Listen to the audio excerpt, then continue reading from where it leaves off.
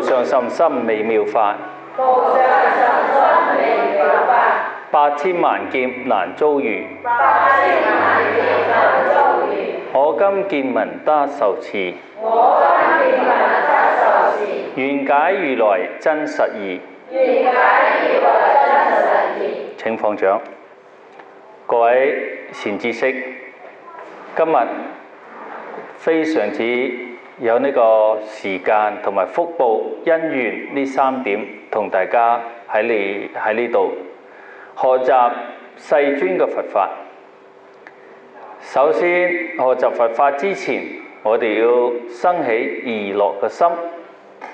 生起意樂嘅心，那麼就要從思維開始。最重要嘅要為如母嘅眾生喺六道輪迴中早日解脫出嚟，如是思維。第二點，更加要思維，我哋能夠有呢個福德因緣喺呢度學習人生嘅重要嘅課題，係非常之寶貴。因為我哋學習嘅係出世間，係了生脫死，係離苦得樂。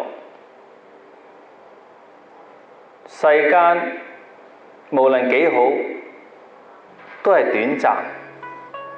無論你讀清華、北大、哈佛、劍橋、牛津，所有嘅名牌大學，都係喺今生喺呢個人生中去打轉。到咗80歲、90歲、100歲，就係一無所有。無論你學到土木工程、科技、研製，你都係短暫中消失。但我哋學到嘅係生生世世都得到受用。今日我哋能夠坐住喺呢度，呢種福報係不可思量，那麼就要珍惜，生起意樂嘅心。生起嗰種心，獲得有唔同嘅結果。生起唔在乎嘅心，就係無記業，有不善不惡個結果。生起恭敬難得稀有嗰種心，去聽聞教授，去聽聞一切嘅言教，咁你獲得善個果。你用希求解脫嘅心去聽聞佛法，所得嘅結果就會唔同。所以呢種結果係好重要，重要更加係發心，各方面都要次第進入。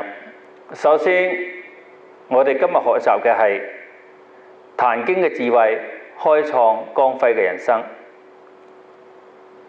首先認識下六祖。六祖係中國人，一祖就係達摩。喺梁武帝嗰時代，達摩東土嚟到我哋呢度。二祖慧可，三祖生潔，四祖道信，五祖弘忍，六祖慧能。所以我哋稱佢為六祖。六祖係北方人，由於佢父親被貶官嚟到南方，就係新興作新州百姓、新州人士。佢姓盧，佢父親係姓盧，佢母親係姓李。佢出世冇幾耐，佢父親死咗，咁又母親大大。有一日擔柴去賣嘅時候，聽聞有一個客人誦《金剛經》，應無所住而心其心，頓刻明白咗一切為心所生，一切為心所做。咁我問個客，嗰個客就同佢講，去湖北黃梅嗰度，喺黃梅嗰度呢，有大師講授無常嘅佛法，咁樣就開創咗六祖光輝嘅人生。六祖可以堪比老子、孔子，所有東方三聖就係孔子同埋老子同埋六祖。南方有兩個偉人，呢句話係嚟自於毛澤東所講，一個就係孫中山，另一個就係慧能六祖。六祖早年呢唔係讀好多書，佢能夠一問而頓悟，講明嘅係智慧。今日呢，我哋學習佢嘅智慧，佢嘅智慧究竟對我哋人生有咩密切嘅關係呢？首先，光輝嘅人生嘅要素係有8個字：健康、人際、事業、家庭。如果一個人連健康都冇，無論佢事業、人際、家庭幾好，都係唔會幸福，都係唔光輝。咁我哋就分為4個部分去闡述。六祖壇經對呢4個方面嘅闡述，其實六祖壇經係非常之深，充滿咗科學，充滿咗哲理，充滿咗好大嘅邏輯。首先第一點講健康。身體嘅健康包含第一，健康入邊有3個範疇，就係身體嘅健康係冇疾病，心靈嘅健康係冇煩惱，靈性嘅健康係得大自在。自由自在。咁啊，首先講身體嘅健康，因為健康唔能夠話身體健康得啦，我嘅心靈唔健康得唔得呢？唔得。心靈嘅健康，但係我哋嘅靈性唔健康，又係唔得。就等於古時候個香爐一樣，有3隻腳。身體嘅健康就冇疾病，身體嘅健康最主要表現於5臟同埋6腑。5臟就係心肺脾肝腎，6腑就係大腸小腸胃膽膀胱三焦，亦稱之為5臟6腑。首先我哋要認識到身體嘅結構5臟6腑。呢5臟6腑同《壇經》有咩關聯呢？關聯性係非常大，因為我哋嘅疾病一切都係從思慮而入，從心所生。心生而產生行為，用物質嚟去填我哋嘅慾望，所以產生疾病。咁啊，六祖就教我哋點樣去認識健康。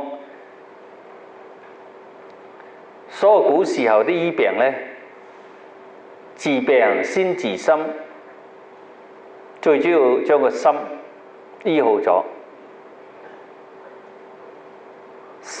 身體要健康。所以六祖壇經呢，就係心嘅最高嗰種闡述。五臟、心肺、脾肝腎，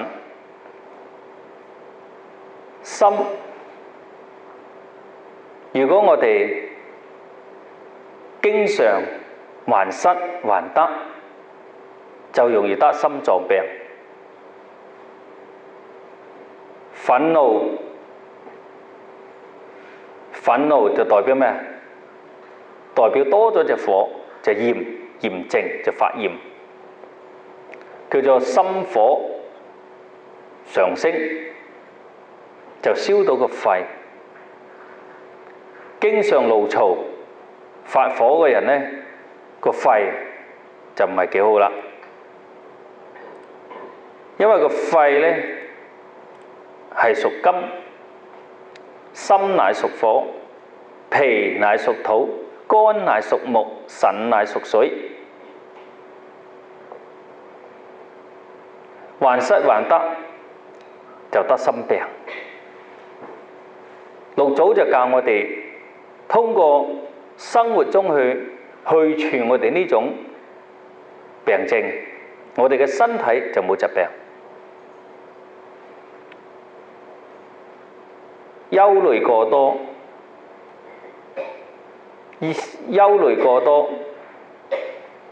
咁呢個心就唔係幾好，心個跳率唔正常，就會血壓高。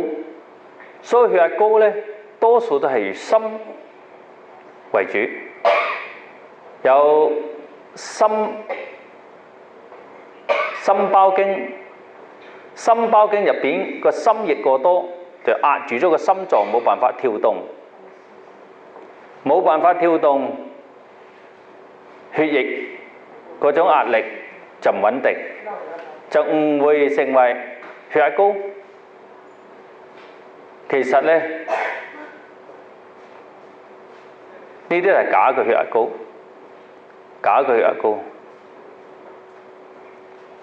好啦。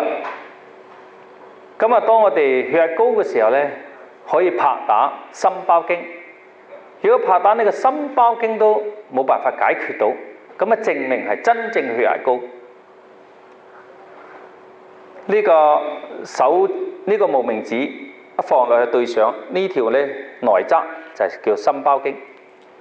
坐住喺度經常拍打，如果拍打嘅血壓能夠降落嚟，證明係心臟嘅問題，無需要食個降血壓嘅藥，食得多就會傷呢個脾，所以思傷脾，恐傷腎，憂傷肺，惱傷肝，就係咁得嚟嘅。思慮過多，食慾就不振，驚得多，腎功能就唔好。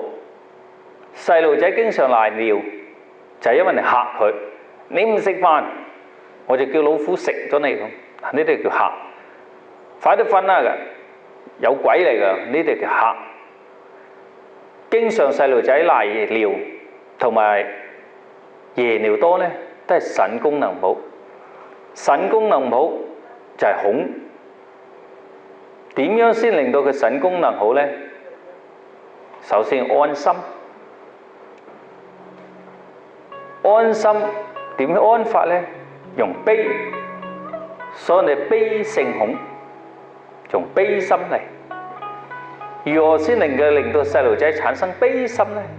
帶佢扶貧，見個環境比佢更凄慘嘅，觸動佢心靈中嗰種慈悲。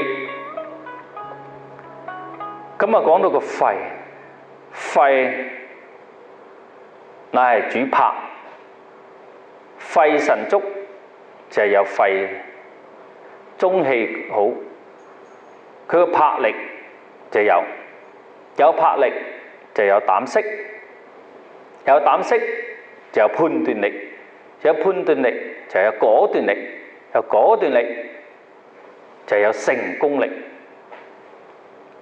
所以成功嚟自於5個元素：魄力、膽識、判斷，同埋咧佢嘅聰明力。聰明力係好重要，時時刻刻能夠提起自己嗰種敏鋭力。所以呢個脾同肺同心係產生好多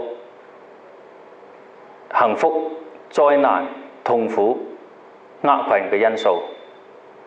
並唔係天外有個神嚟控制你，所以佛家就教我哋一切都要自觀，就叫觀自在。肝就主運，代表運。肝氣不足就冇運。魂不守舍，舍就係身體。魂不守舍，最初嘅表現就係心不在焉。心不在焉，自然做嘢就唔認真，態度就唔好。所以咧，態度決定咗事業。咁啊，六祖就教我哋點樣去將個態度改變。態度係好重要，我哋往往失敗嘅就係態度唔好。想改變命運，想改變自己嘅遭遇，改變自己嘅不平等，首先改變態度。改變態度要從肝嚟，飲酒嘅人少飲酒，發脾氣嘅人少發脾氣。咁點樣先能夠將肝火導咗呢？就係越愛越感恩，用呢種感恩嘅心化開咗戾氣。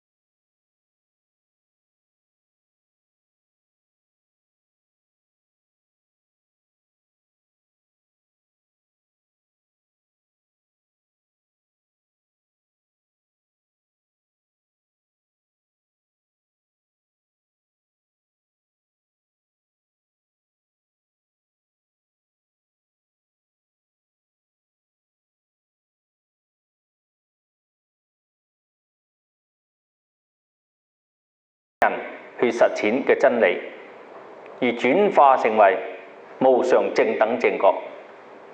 佛經入邊講就叫阿耨多羅三藐三菩提。好啦，當我哋有感恩，我哋個肝病就冇咗。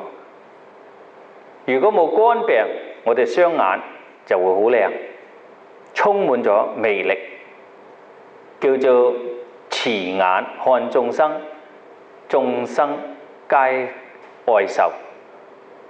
用慈悲嘅眼睇眾生，眾生好舒服，佢會同你傾偈。咁另外呢，講到腎，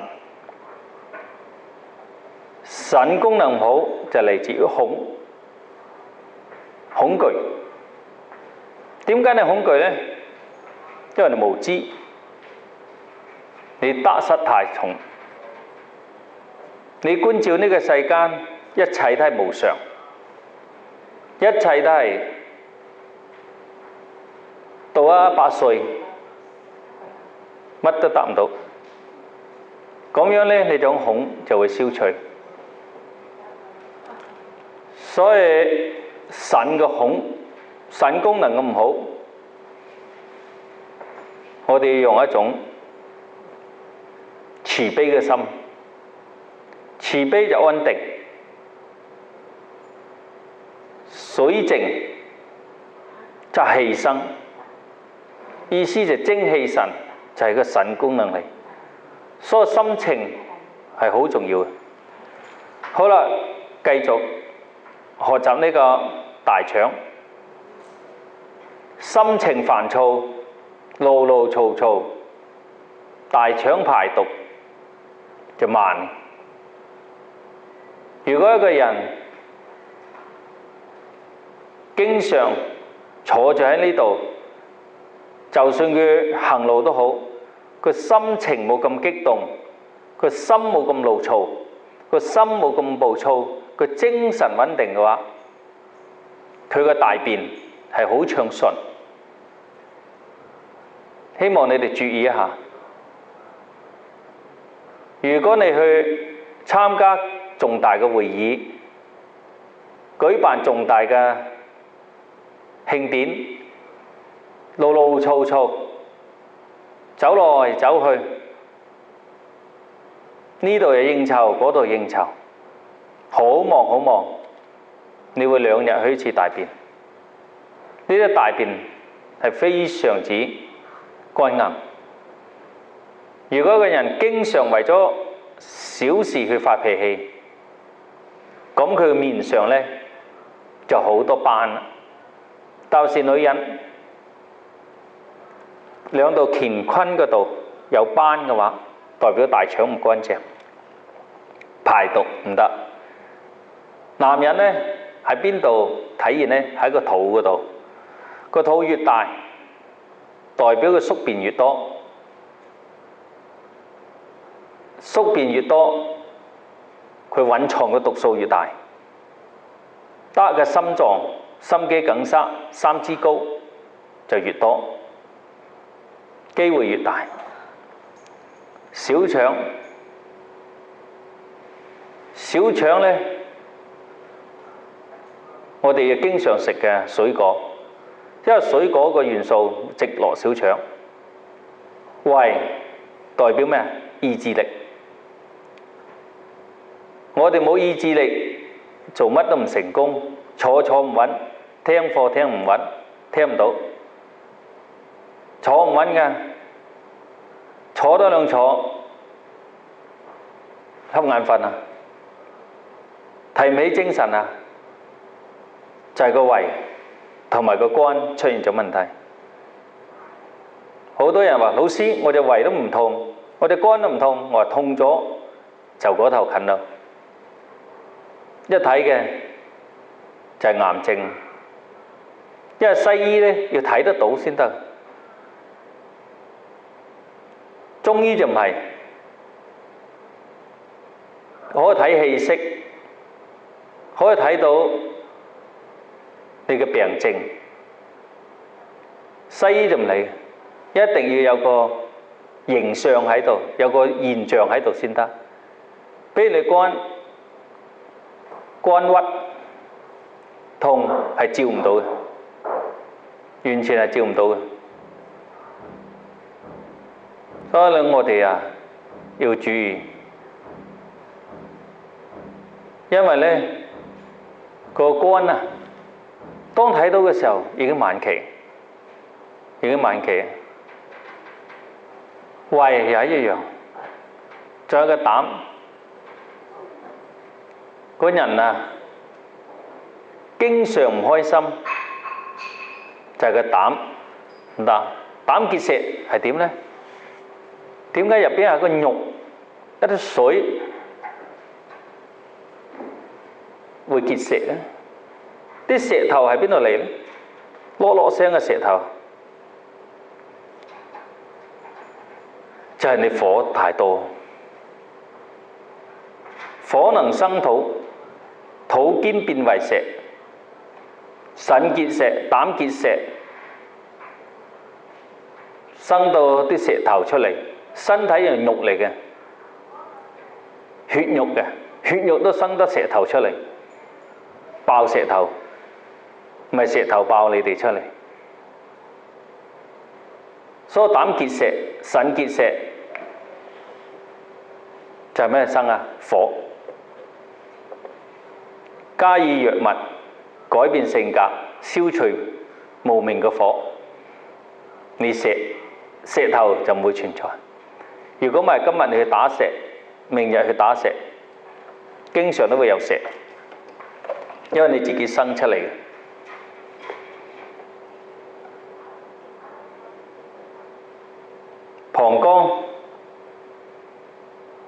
膀胱呢又係發火過多，心情暴躁，膀胱就發炎，叫膀胱炎。一個人經常發脾氣，水分就少咗，佢個火就猛咗，屙出嘅尿就黃，咁啊膀胱炎。三焦，上身以上稱之為上焦，頸到皮嗰度稱之為中焦，下焦，皮以下稱之為下焦，叫三焦。唔開心嘅人呢，三焦濕毒，所以要除三焦濕毒。除咗三焦濕毒嘅人就精神，做事好爽。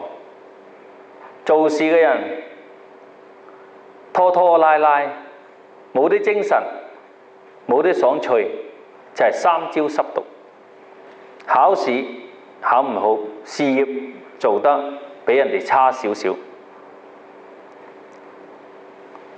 呢個身體就係同心情嗰種奧秘、嗰種關聯。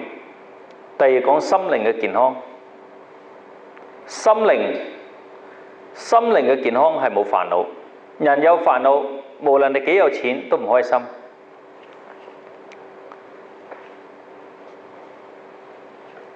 今日點樣先能夠得到心靈嘅健康？六祖就同我哋講：但見一切人事，不見人之是非善惡之患。我哋見到一切人嘅事，不見人之是非善惡過患，即係自性不動。記住，自性不動就係我哋嘅心不動，唔係是非不分。好多人聽到呢句之後，見到殺人又唔識得挺身而出，見到打荷包唔識得伸張正義，見到人做善事唔識得隨喜讚歎，呢種人就學錯咗。不見人之是非善惡過患，即是自性不動，就係我哋嘅心不動，唔係人不動喎。人動心不動，喜事更相逢。我哋嘅心要不動，所謂不動，不住於上。六祖就講啦，佢話迷人身雖不動，開口便說他人是非長短好惡。就意思嗰啲唔係覺悟嘅人，就係凡夫嘅人。佢點樣呢？誤會錯咗，我就唔動啦。嗱，我唔動啦。我乜都看破啦，乜都放下啦，乜都放咗，就坐住連飯都唔食。但係佢一開口就講他人錯對啦，是非長短啦，好惡，與道違背啊！呢個就係與道違背，就唔係修道人啊！如果着心體靜，即像道。咩叫體靜啊？執着就係障礙我哋嘅道。咁啊，好多人一講到心咁執着，佢乜都唔要。所以有個禪師就講，同一個人講，佢話你問我煩惱點解決，我叫你放下。你唔放下嘅，我提起佢，道理一樣啊。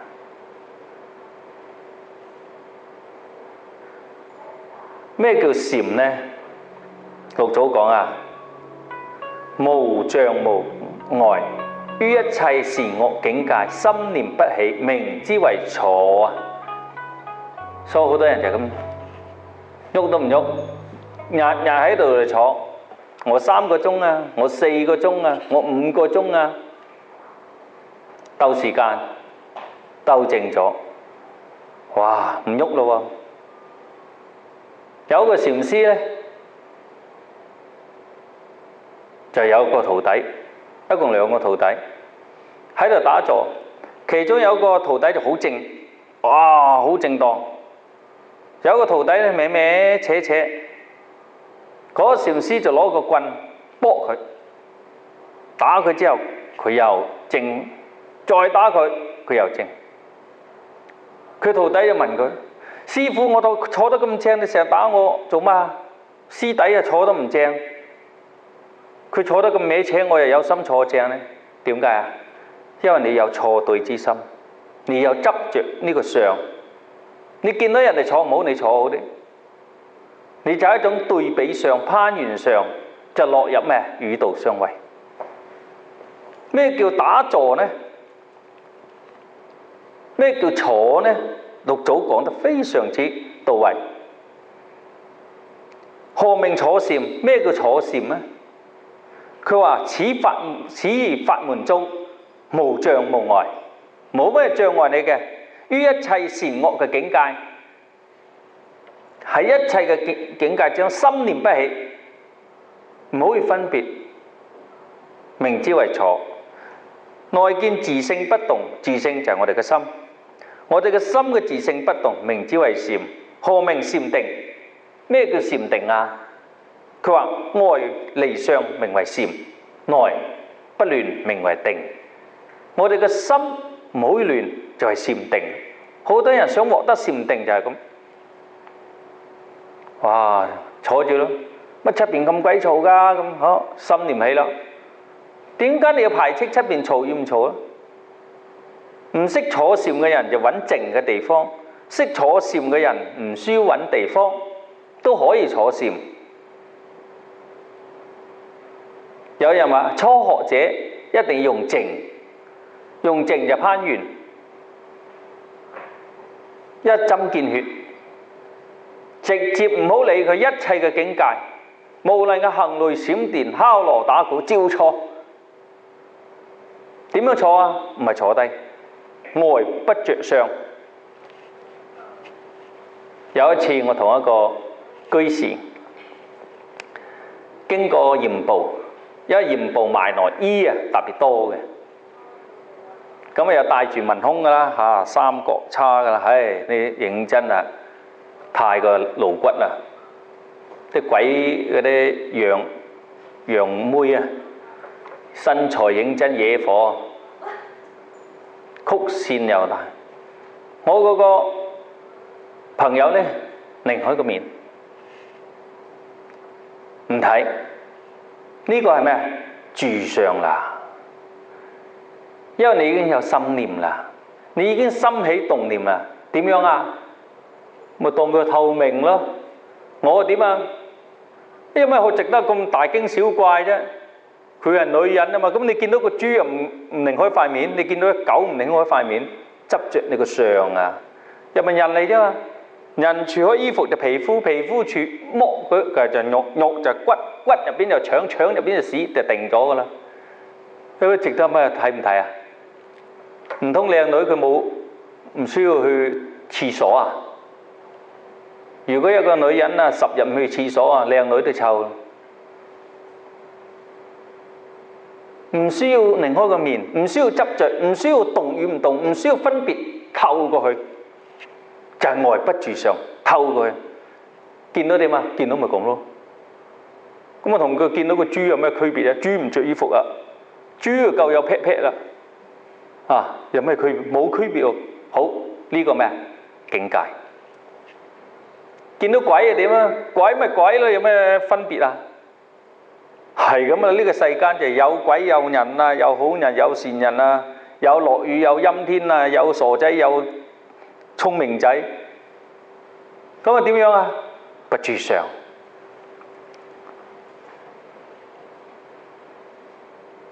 所以外離相為禪，內不亂為定。你內都冇亂啦，咪定咯。有一個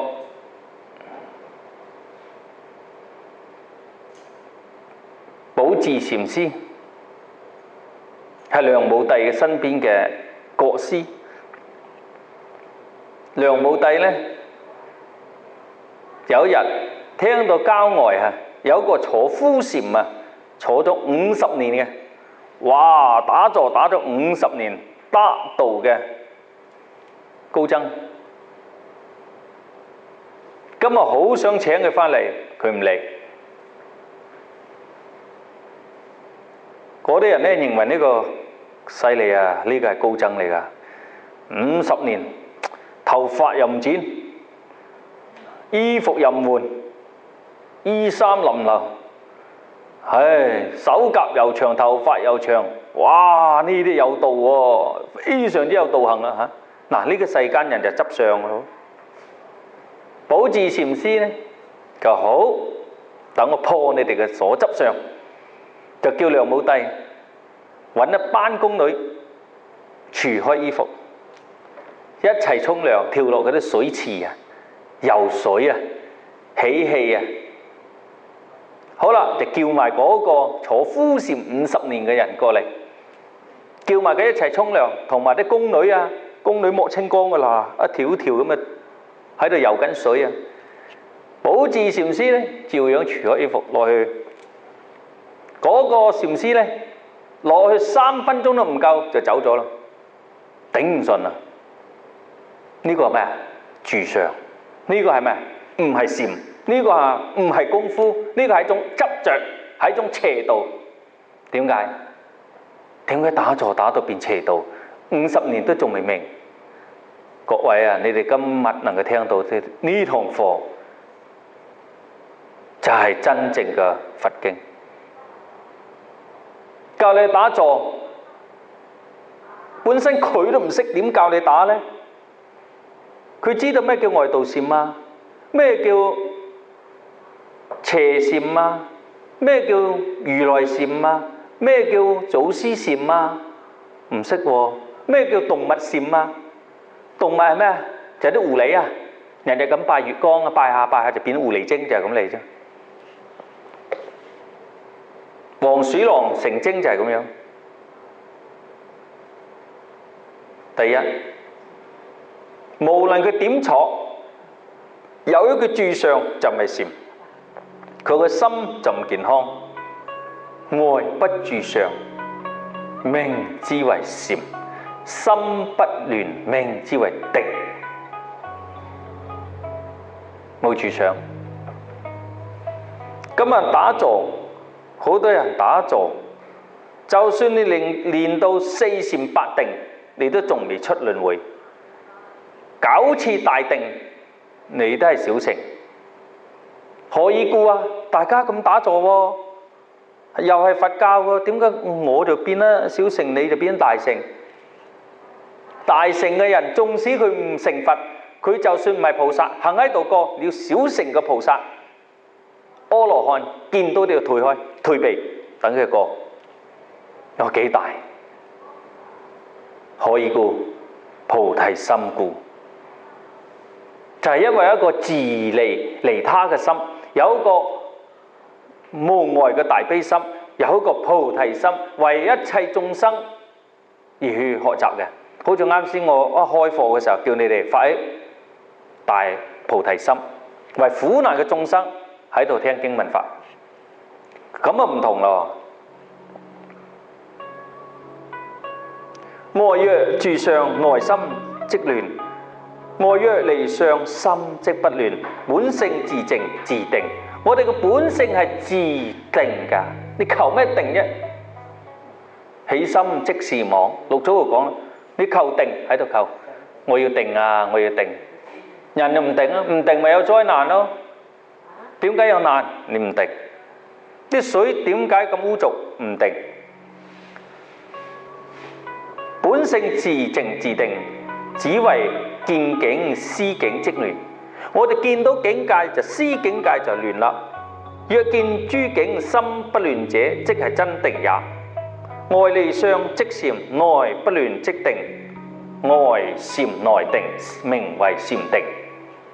我哋處事待物，心靈嘅健康啦。驚嘛？唔驚，唔驚咪唔相信咯。做錯咗嘢，做錯咪做錯，聽日改過咯，下一次咪改咯。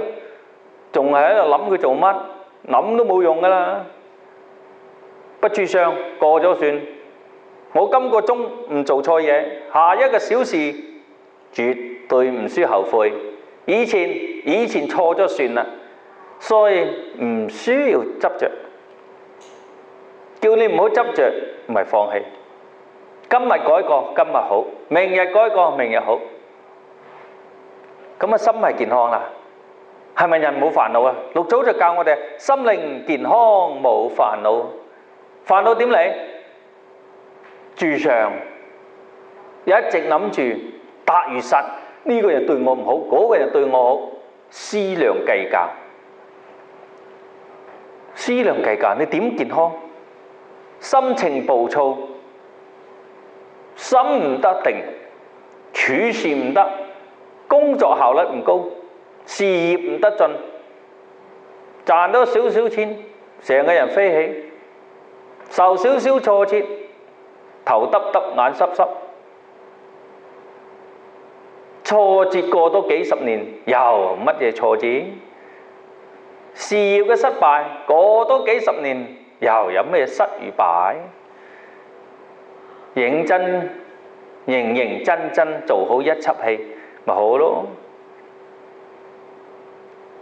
當少少官嘅歡喜到不得了，個眼啊生到頭頂咁高。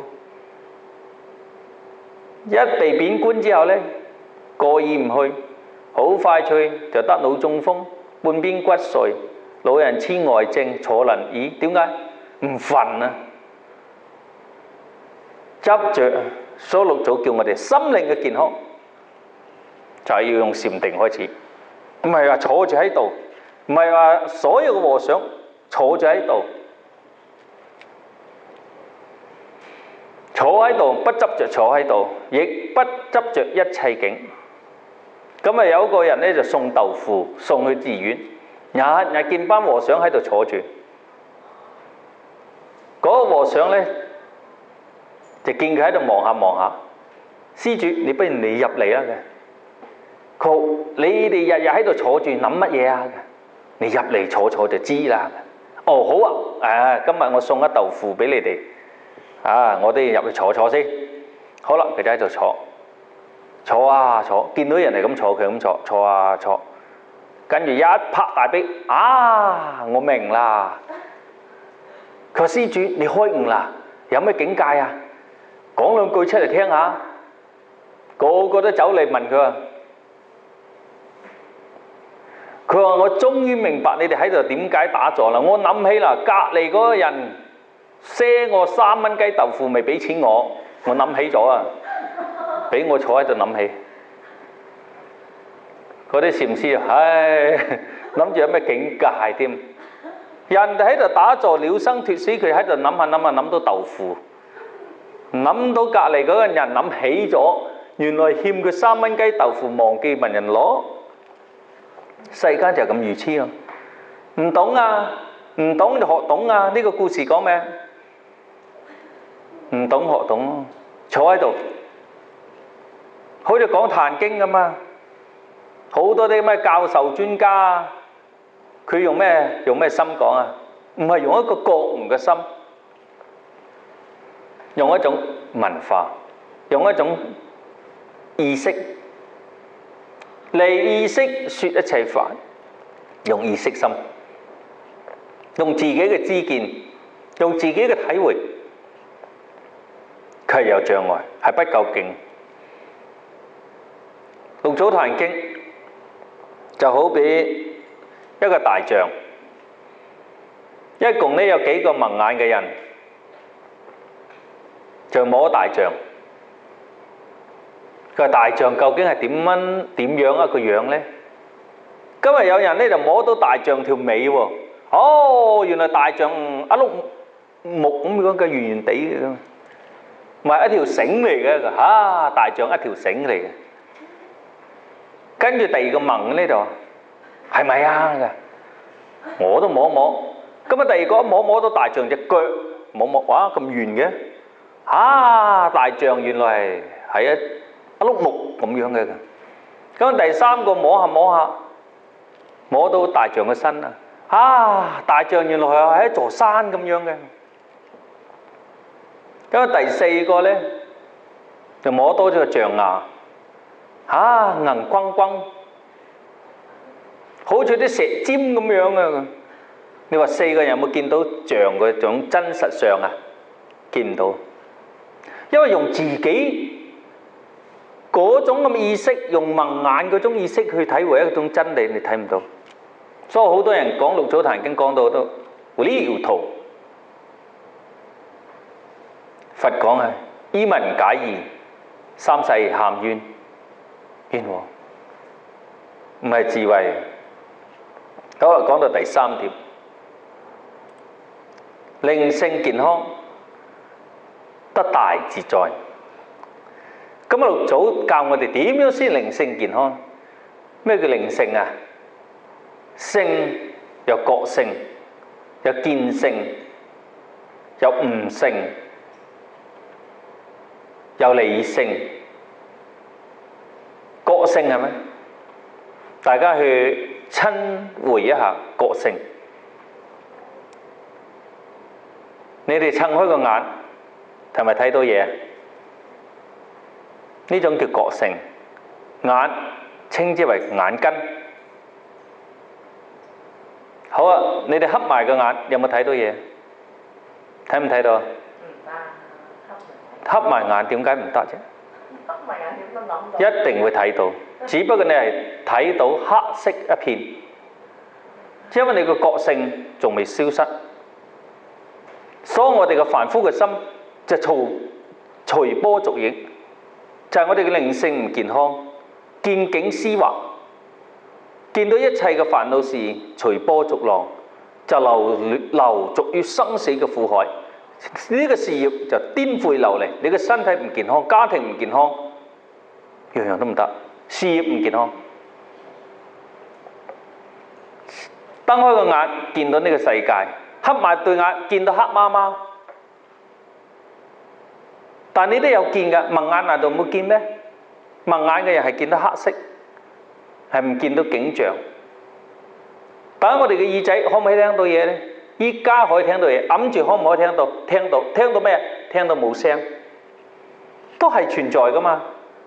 耳根雖然壞咗，但係佢嘅根仲存在，佢嘅意識仲存在。眼耳鼻舌身意稱之為六根，六根有六塵，六塵有六識，六根六塵六識，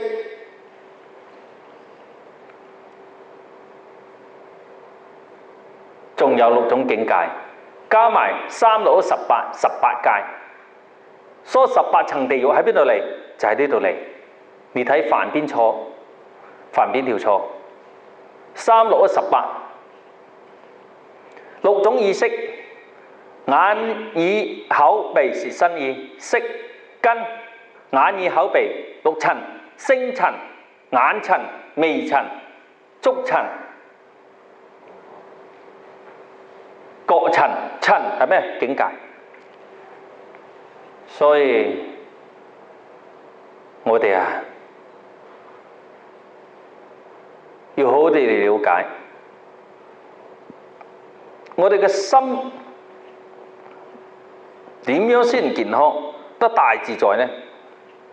六祖教我哋喺《壇經》，佢話一行三昧者，一行三昧就係所有一切嘅造作。三昧，咩叫三昧？三昧就係靜定，就係大定意思。於一切處行住坐臥，常行一直心是也。讀《祖壇經》講，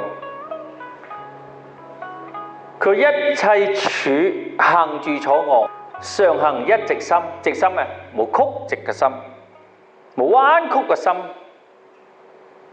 心中朗朗，該做咩就做咩。你身體健康，家庭健康，事業健康，該做嘢就做嘢。依家唔係嘅喎，唔係該做嘢做嘢嘅。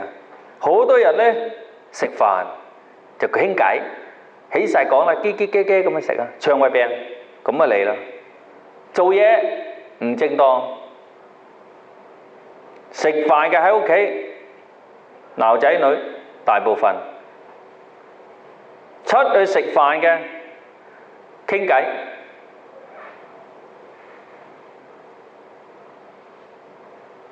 所以呢個呢個心就唔定，東諗西諗，東想西想，唔係咪唔想啊？唔係，要想，但係唔係執着。咁點樣先能夠係一行三昧？佢話淨明經云，淨明經云，直心就係道場，直心就係淨土。我此法門從常以來，先立無念為宗，無相為本，無住為本，無相為體，無住為本。無相者於相離相。點樣先為之係真正嘅呢？直心呢？好好地去體會，我哋點樣喺工作之中去得到呢個靈性嘅健康，得到呢種自在呢？佢於相離相，無念者於念無念，無住者人之本性，無住者係人之本性。咁啊，點樣去做啊？於世間善惡好醜，乃至冤之與親，語言觸刺欺爭之事，並將為空，不思仇害。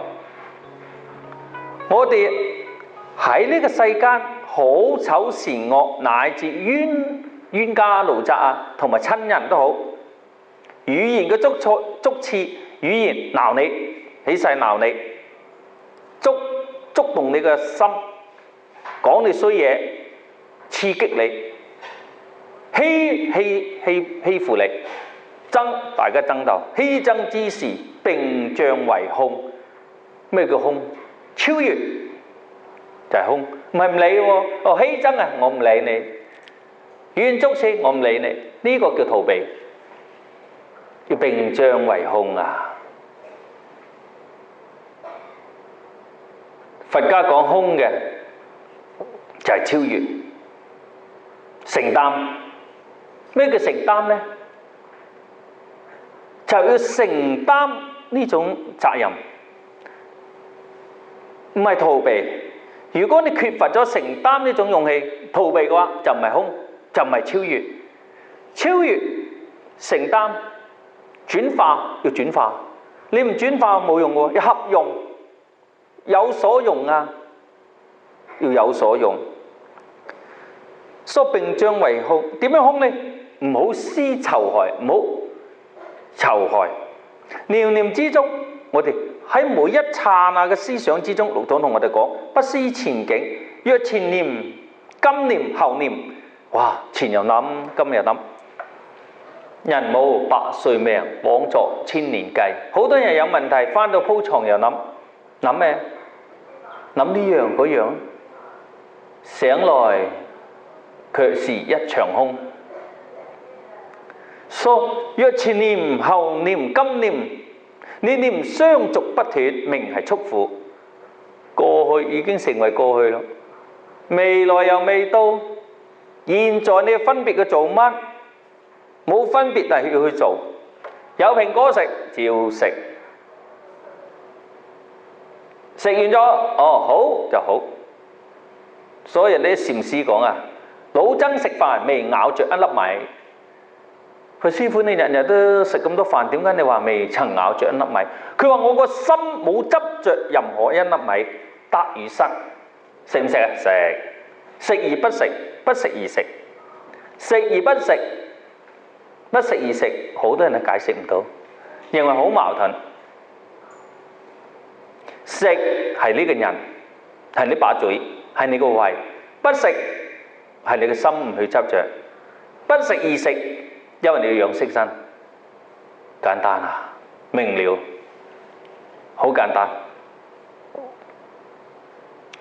所以我哋啊，如果念念不斷，依家分別，哇呢種好嗰種好，好啦，未到嘅嘢妄想，過去嘅嘢執着，依家分別，妄想執着就係障礙我哋嘅心靈健康最大嘅障礙。樂於天命，人都務求品自高。一個有品德嘅人，你話有咩冇？樣樣都有。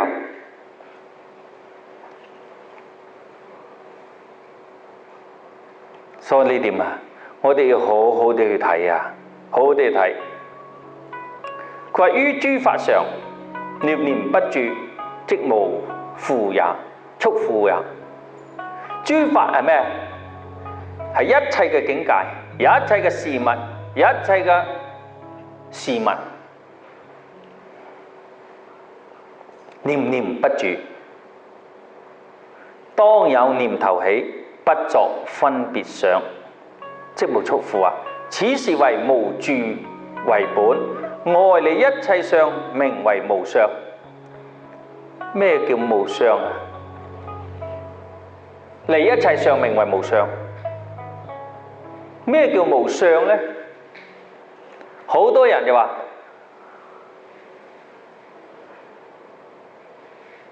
見到人哋偷嘢，我睇唔到，呢個叫無相咩？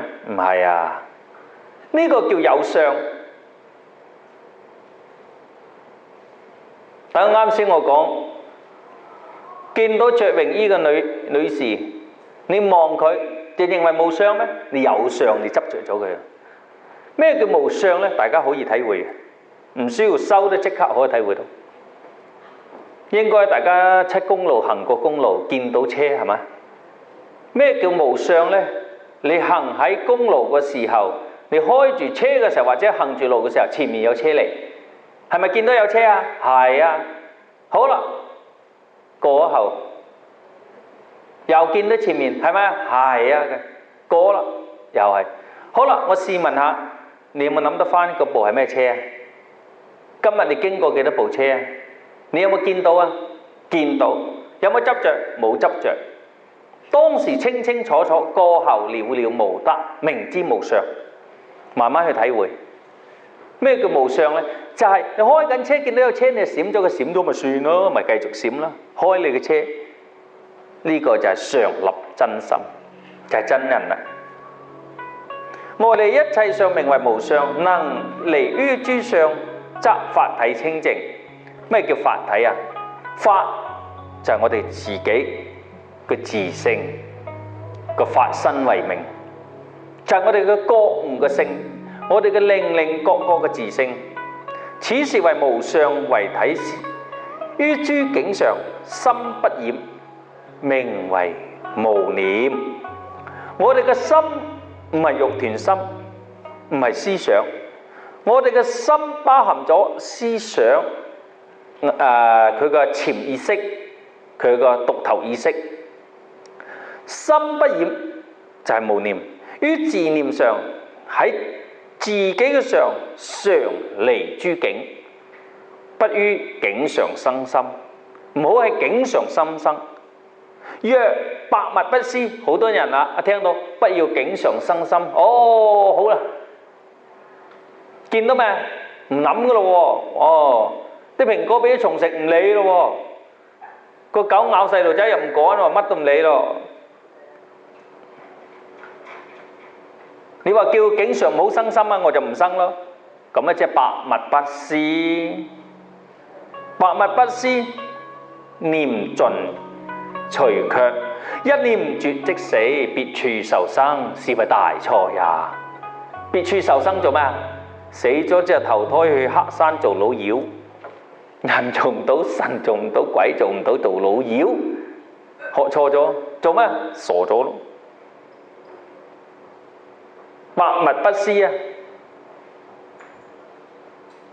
打坐你唔知道咩叫出離心，唔知道咩叫菩提心，唔知道咩叫空性嘅心，坐起晒咁坐，坐啊坐啊，哇！見到啦，誒，見到咩？男人見到女人，女人見到男人，癲狂症咯。所以好多人咧練下練下產生氣功啊，氣功之後咧啲氣走上大腦咪黐線啦。練氣功練黐線啊，打坐打到黐線啊，唔明白道理，起晒咁拜啊拜啊拜啊！我哋學一切嘅種智慧，都要從次第進入，就係咩啊？聞思修，戒定慧，咁先能夠息物貪嗔痴啊！離開呢九部曲。冇傾，除非你有宿世大因緣、現世大福報，你一聽到就即刻明嘅。好多人話啊，六祖啊唔使修，一聽到佢都開悟啦。邊個講啊？六祖比你修得仲耐啊！佢修幾多年？修咗15年零8個月，咁先成就。佢嗰種悟係一種真理嘅悟，但係未到正悟。好多人一聽到之後，好佛在心中啊，酒肉穿腸過，食咯，飲酒食狗肉。所以等緊你啲人去聽個老師講，個老師就講你嗱，你去美國，首先呢就去白雲機場啊，買咗張機票，跟住呢夠鐘就去登機，登機之後去到美國落機，跟住打部的士，跟住去到我幫你訂好嘅酒店。嗰個傻仔點樣呢？一聽到就我去到美國咯，我終於到咗美國咯。你到咗咩？你都未去。學佛嘅人就係咁咯，聽課嘅人好多係咁啊！我明咯咁啊。你都未有正悟，教你種棵樹。嗱，你攞個蘋果種咗佢之後呢，就長成一棵樹，一棵樹出果就好好食噶啦。我食到啦，你食到咩？都未種。人就咁，學佛就咁。呢種叫理悟。當時六祖聽到嘅係一種理悟，應無所住而生其心，明白咗一切為心所造。為心所生，咁佢就要去邊度啊？要去黃梅啊，湖北黃梅拜五祖。拜咗五祖之後喺嗰度呢，睇睇佢堅定流，點解呢？睇係咪真係理悟咗、開悟咗？睇係咪理悟咗？考考佢先，叫佢舂米，一直咁舂。如果理悟個人，即係開悟個人，佢唔會辛苦。因為佢冇執着，你問佢攰唔攰？梗係攰啦，點解唔攰啫？唔攰個人黐線咯。咁啊攰，你仲有咁精神？我冇執着啊嘛，梗係有精神啦。所以好多人問我：明啊老師，你做咁多嘢仲咁好精神嘅？你個能量咁強嘅？甚至過啊！你執着做乜？做過就做過咯。你活在當下，做好現時嘅眼前一切，咁你嘅靈性就健康，就得大自在。六祖壇經就係咁嘅智慧教。好啦，六祖咧就喺嗰個柴房嗰度舂米，舂咗有一段時間，弘忍大師就嚟到，啲米熟未啊？米已成熟，等待師驗證。意思就係我呢種狀態都係保持住，等師傅嚟驗證。跟住佢師傅就冇出聲，喺地下度攞個禪杖篤篤篤三下，意思就叫佢三更到佢嗰度，佢就攞個眼神望望岌下頭，明白咗咯。如果我向你哋卜三下，你哋明唔明啊？老師你傻嘅，打我，就咁。有時咧啲學生真係，我想喺一剎那叫佢回光返照冇，佢話呢樣唔得，我話呢樣唔得，嗱嗰樣唔得又嗰樣，我話你去做啦佢，唔得唔做啦佢，唔得做啦佢，唔得做啦佢，我話唔做啦佢，唔得去做啦，唔得，意思就係攞起佢啦佢，攞唔起，放下佢放唔下，攞起佢啦佢，又攞唔起，放下佢放唔下。一直都係呢個錯誤嘅觀念，所以平時你哋呢就自然認為啊呢種悟就悟咗。咩叫悟呢？一切嘅境界都係唔同。好啦，六祖嘅時候呢，就去到半夜三更，重新同佢講一遍《金剛經》，講咗一半，啊師傅唔使講，明齊㗎啦，啊明咗啦，一講咗一半啫。覺得啦，明你就走啦嘅，係咪掂咗啦？未掂，未有證悟。喺邊度證悟啊？四會，如懷即止啊，即係話啊，如會則藏，四會藏喺邊度？就喺四會嗰度。藏喺邊度啊？獵人隊嗰度。因為好多人呢諗到啊，可能俾人追殺，一個有可能咁樣，另一個呢，可能佢喺嗰種咁惡劣嘅環境，想磨自己嘅心智。等下你哋學佛，要同個劏豬佬生活，去唔去啊？你哋受戒嘅喎，學佛嘅喎，走屠宰場嗰度生活，你哋去唔去啊？好多人我唔去，見到係殘忍咯，唉，好殘忍啊！我唔去。啊呢個呢就係唔係智慧啦，心不自在啊，心所被鎖啊，應該點啊？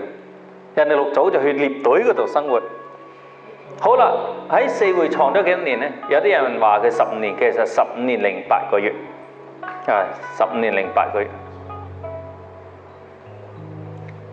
15年08個月之後呢，就去到法性寺，現時嘅光孝寺出家，佢係居士嚟㗎。佢得法醫嘅時候，所以好多時候傳法不能傳俾居士。嗱呢種人執著嚟嘅，凡係一個人係未開悟嘅人，佢講乜都有障礙嘅，冇一樣得嘅。人哋佛法智慧嚟㗎嘛，智慧係圓融㗎嘛，圓融係冇障礙嘅，但唔係同流合污喎，隨流而飄喎。啊，呢點好重要啊！所以呢，我哋嘅健康啊，包含咗3個重要因素，就係身體健康冇疾病，心靈健康冇煩惱，靈性健康自在。咁樣嘅心態自唔自在啊？自在啊！冇計較啊嘛，冇計較就係超越啊嘛。點樣超越？空。比如一個黐線佬嚟鬧你，你唔同佢計較，你唔係黐線嘅；如果你同佢計較，你就係黐線嘅。下屬做唔好嘅嘢，你同佢計較，你同佢嘅檔次一樣嘅啫。唔好計較，要唔要話？梗要話啦，唔計較你就梗要話啦。個心唔計較，但係你個嘴要教。有人唔係嘅，有啲法師啊，其實我冇計較啊，佢偷雞好摸狗唔關我事啊，唔夠慈悲啊！啲高僧大德唔係咁噶，打你添啊，攞條棍嚇，點解佢打人嘅？發脾氣，高僧大德邊個講佢發脾氣？你發脾氣，因為佢心如止水，了了無掛。丹霞燒佛就係咁咯。有一日咧好凍，丹霞就將個木筏咧就劈開咗嚟燒。咁啊嗰個主持就話佢：啊，你真係罪過啦，你要燒佛啊！話嗰個咧周身就開始起晒嗰啲皮膚病，咁怪嘅，佢燒喎，我話佢啫喎，點解我有皮膚病咧？業障嚟咗我度嘅，點解？人哋唔使用心，你用心。哦，咁都得㗎。有一個人咧就聽到咁嘅故事，有一個禪師咧就將一條即係以前寫經咧用布嚟整嘅，冇紙嘅用啲絹嚟抄經。點知佢冇衣服着攞嚟整條褲嚟着。佢徒弟見到師傅你大罪咯，攞嚟有經文嚟整條褲嚟着嘅。跟住佢就除開，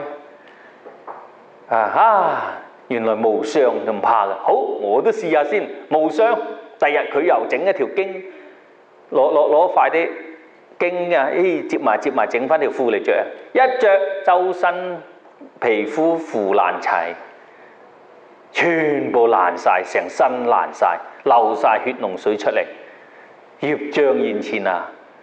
個師傅，你又係攞啲佛經剪嚟着，我又剪嚟着，點解我周身浮腫，你冇事？人哋有證悟啊，你冇啊！所以好多人咧學濟公走肉穿牆過，佛祖心中留就係咁咯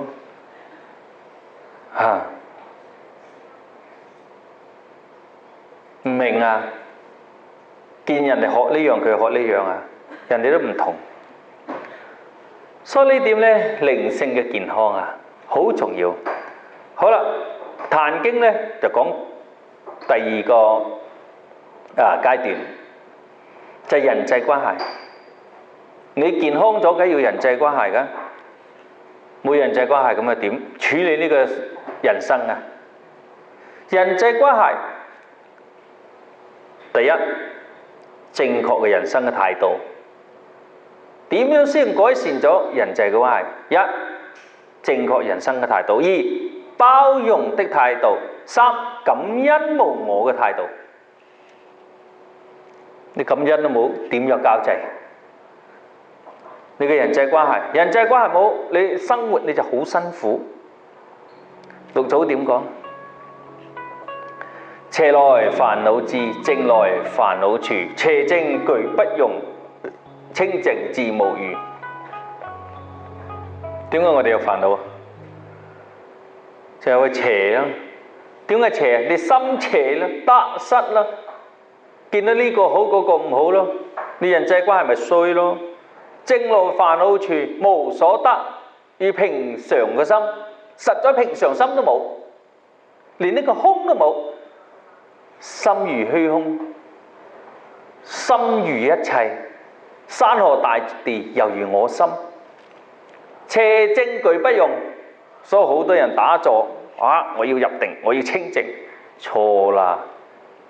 念佛我要念佛，阿彌陀佛清淨了，阿彌陀佛一心不亂美，阿彌陀佛佛嚟咗未？打妄想。點樣先清淨啊？點樣先清淨？無垢無淨，以無垢無淨嘅心，邪正都冇用。正係對邪嚟講，邪係對正嚟講係對立嘅。二元個對立係輪迴，係生死，係煩惱。我哋必須要懂得離開一切嘅對立，離開一切嘅法而生菩提心。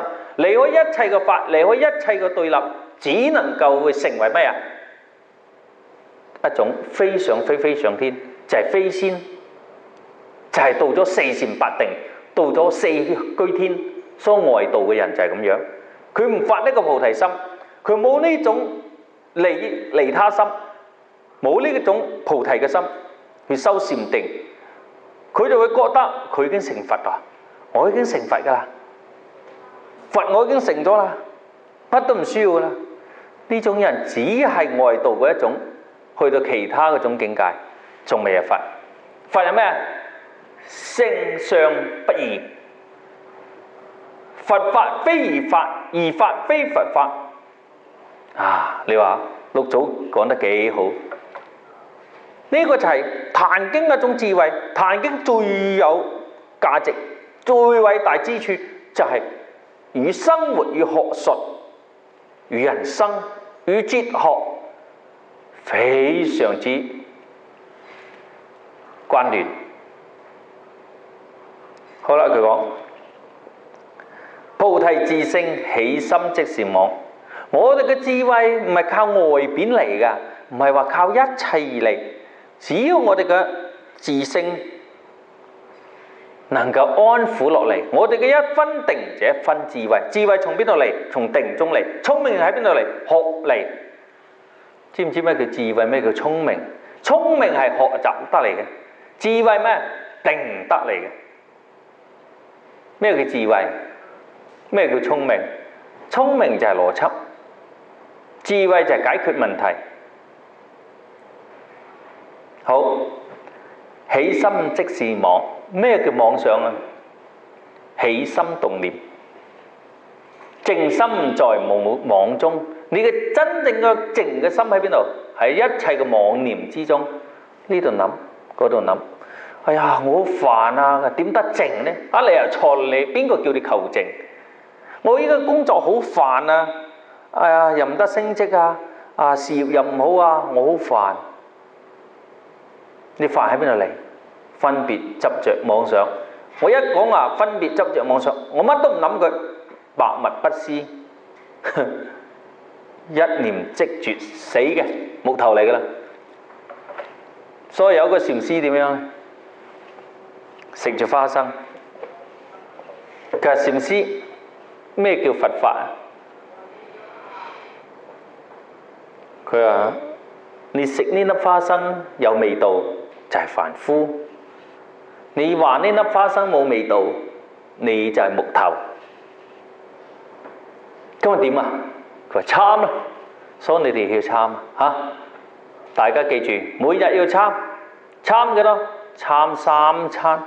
早餐食嘅時候，你覺得佢有味道，你呢個就係凡夫；你覺得佢冇味道，你就係傻仔。要參啊！參到佢透啦，明啦，冇得估嘅，估唔到嘅，唔需要人哋問人哋嘅，唔需要翻嚟問老師係咪咁嘅答案，唔需要嘅，因為你明咗就知道我個答案同你嘅答案一樣，因為萬法歸宗嘛，大家都係一樣。好啦，靜心在妄中，但靜無三障。三障咩？煩惱障。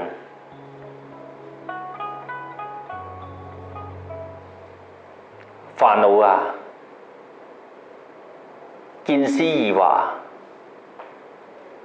我哋要傳呢個，我哋要有正確嘅觀念。咩叫正呢？不離開對立，名為正。唔係正宗喎，中庸之道啊，非中庸。兩邊都冇，何來中庸？所以正啊，正確觀念就冇三障。我哋有正確嘅人生態度啊！我哋嘅態度唔好，我哋嘅心亂。首先改變態度，我哋嘅心能夠起動念。態度點改變？包容嘅心態。點樣去包容？六祖講啊，知見一切法，心不染着。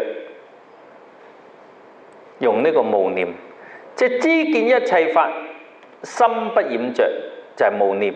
用即遍一切處，亦不着一切處，但淨本心。呢個叫包容心。知道一切嘅法，心不染着，視之為無念。用即遍一切處，用可以時時刻刻體會。好似我坐喺辦公室，哇！邊度廁所塞咗，又要我去；廚房炒餸又我去。所以嗰次搞千手宴，有人講我：美老師，你識分身術㗎？啲人就話我有分身術咯。點解呢？啲人嚟揾我，去到舞台嗰度見我喺度整緊音響。美老師，我話你嚟咗啦，咁樣整音響，整。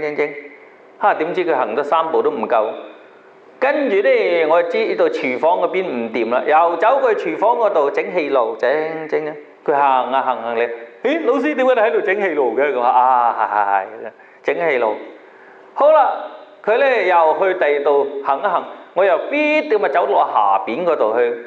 我話你哋啲水台啲菜啊，點解你哋唔擺好？要擺好砧板擺邊度咁啊？我喺度指手畫腳，佢行喺呢度講：喂，老師，點解你又喺呢度嘅？啱先喺舞台，又喺佛堂，又喺山門，又喺辦公室，又喺倉庫。點解？業障重咯，你哋做唔到咯，我做咯。所以有個阿姨都話：哎呀，老師睇見你啊，真係辛苦咯。10個咗9個人睇見都話辛苦，辛唔辛苦啊？唔辛苦，唔辛苦啊？你就唔辛苦啊，我辛苦啊。咁係咪好矛盾啊？你覺得我係咁講啊？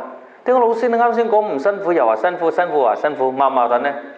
你識聽就唔矛盾，唔識聽嘅人你未開悟。唔辛苦嘅係我嘅心，辛苦嘅係我嘅人。攰唔攰？梗係攰啦，瞓一覺咪冇事咯。因為我心未倦，我心唔辛苦，我人辛苦，我人辛苦，我心唔辛苦，明白冇？懂冇？所以呢個就叫六祖壇經嘅智慧啊，就係包容嘅心態。包容嘅心態點包啊？打我唔還手就叫包容啊？度水唔叫包容啊？佔我便宜叫包容？呢啲唔係叫包容。要用即一，用即遍一切處，亦不着一切處，但淨本心，使六識七六門於六塵中，無染無雜，來去自由，通用無際，即係般若三昧，自得解脫，心靈解脫，心嗰種健康正確嘅人生態度，哇，好啊！點解？態度好啊，包容好啊。有時我哋係咁考啲學生，喺辦公室做，我去廚房做嘢，去廚房做，廁所，跟住佢點樣呢？個心呢？老師又叫我走去廚房做，廚房冇人嘛，心就係咁諗啦。佢唔講我知㗎，佢係心啊，嘰哩咕嚕嘰哩咕嚕，我聽得到㗎，我聽到佢心係咁講㗎啦。我話你呢條友仔未得嚟，去廁所。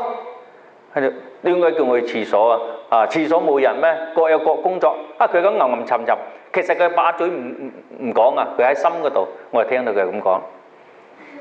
點解要咁做啊？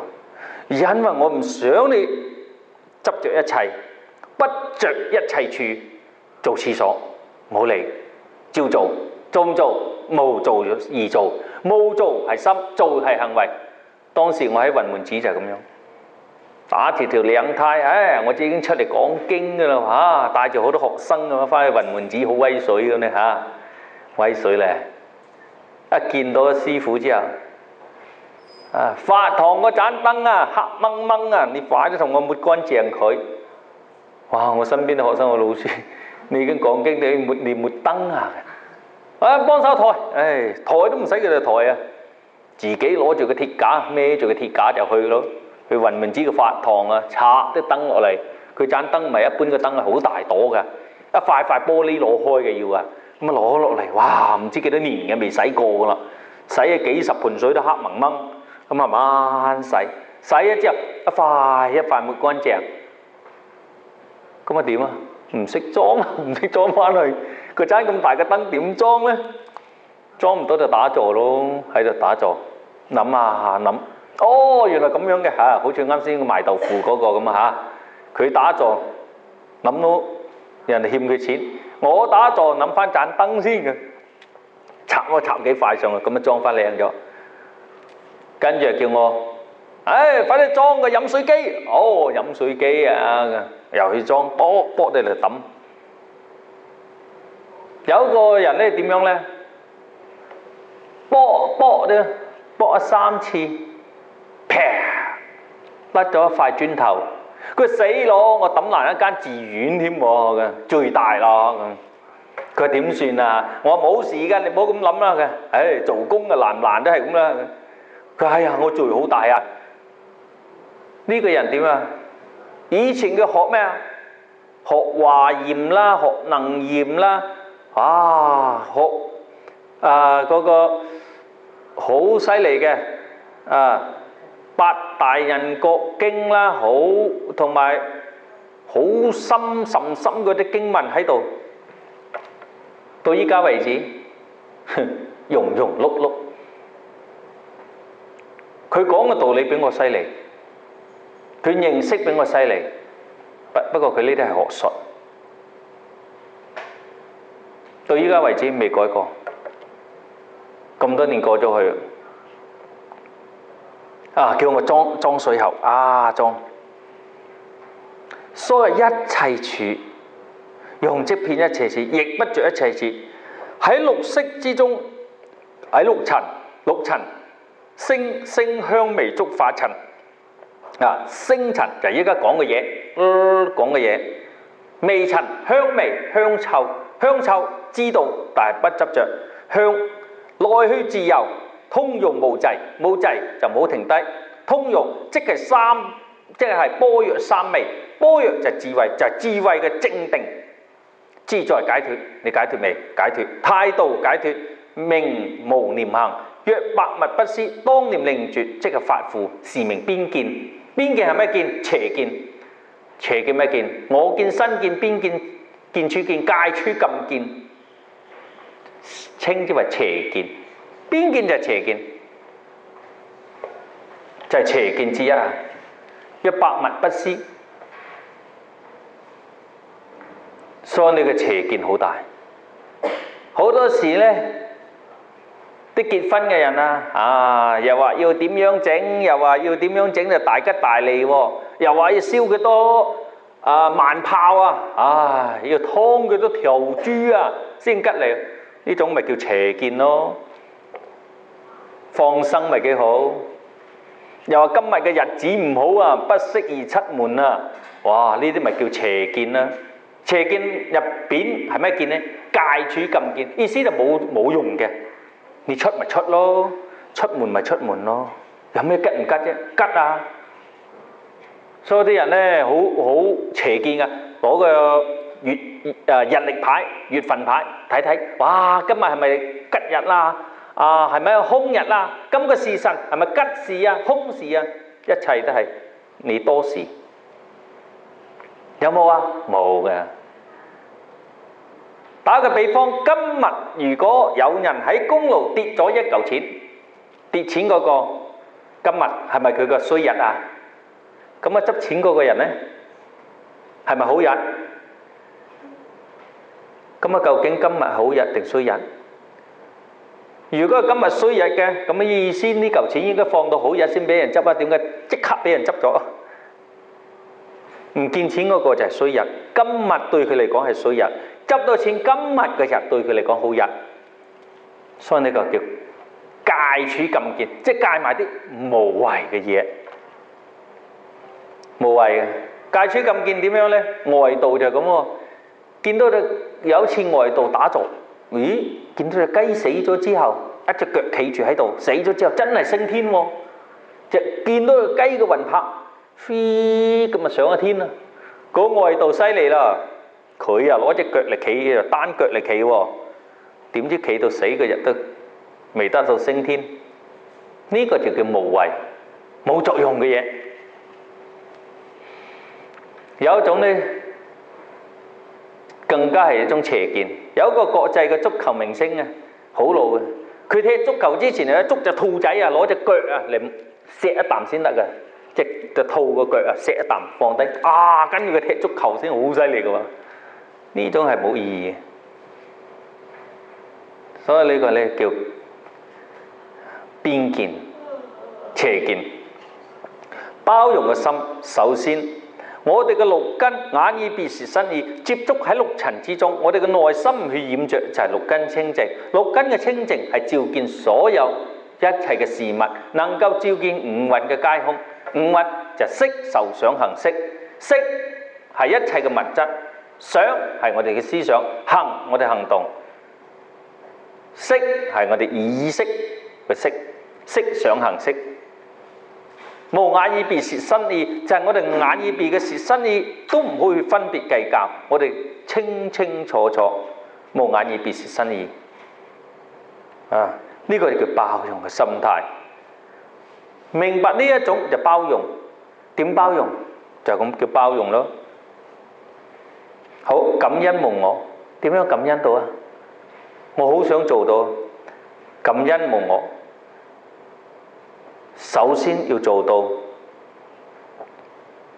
六祖所講嘅，世人若修道，修咩道？人有家道，事業有商業有商道，人有人道，天有天道。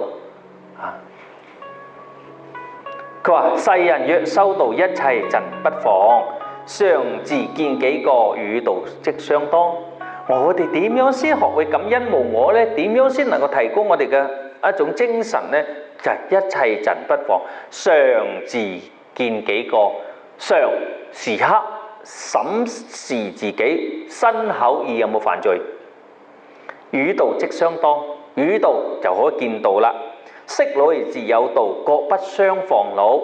所有一切嘅物質，所有一切嘅動物，所有一切嘅現象，都係佢有佢嘅法則，佢有佢嘅生存嘅法則，你冇辦法干涉到。呢個世界就好公平嘅，所以各不相妨惱。你煩惱做乜啊？有衰人就係好人噶啦，有生就有死啦，有見就有別離啦，有長就有短啦，有黑就有暗啦，你唔需要煩惱。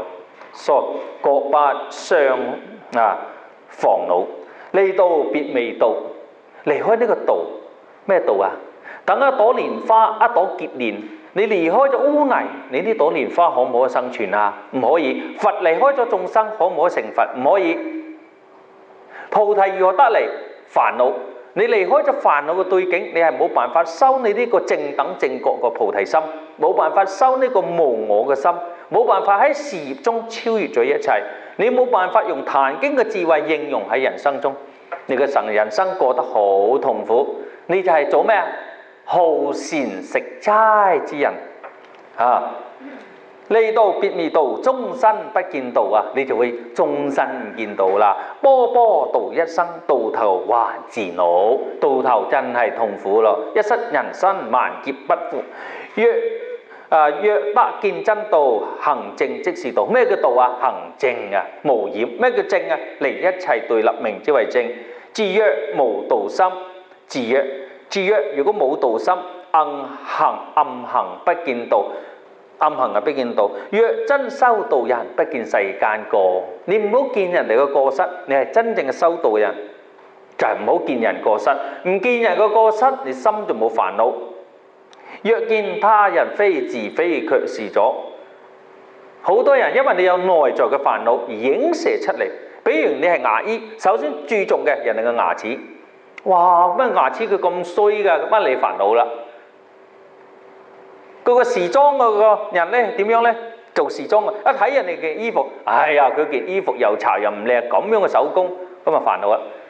做醫生咧睇人面色，哇，你面色咁差嘅，唉，你呢個人一定得病啦。髮型師一睇，呢個人嘅頭髮都唔靚嘅，煩惱。煩惱喺邊度嚟？你自業，自己蘊藏住一股業力而產生煩惱，所以你冇呢種業，完全冇呢個煩惱。你冇呢個髮型師呢種業，呢種潛在嘅一種意業喺度，你煩惱咩？完全冇煩惱啊！所以呢，我哋大家要好好啲去考慮下，要思維一下。佢話若是修道人，不見世間過啊！我哋要唔好見世間過。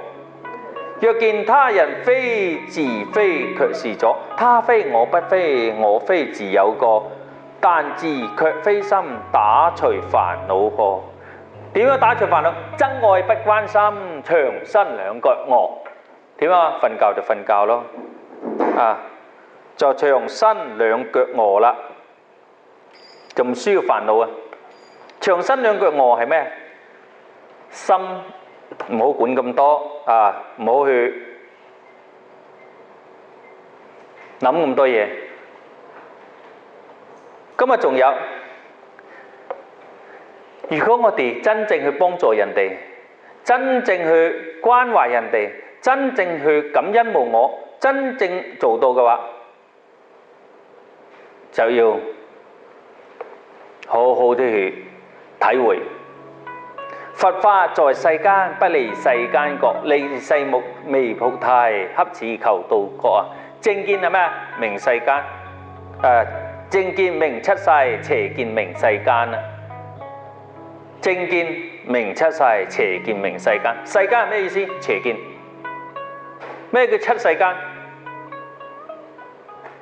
正見就係咁。邪見明世間，邪見就係世間。正見七世間。咁呢個呢就係包容。點樣去包容？點樣去感恩無我？就係若是修道人，不見世間過。六祖講。所以今晚呢，我哋係講呢個六祖壇經嘅智慧啊。聽日呢，繼續同大家講呢個六祖壇經呢，同嗰個事業。六祖壇經與事業啊，希望繼續嚟修呢個課題，一齊合掌跟回向。願以此功德，莊嚴佛淨土，回向四生父母，六道冤親，十方債主，共積福田，同沾法益。阿彌陀佛。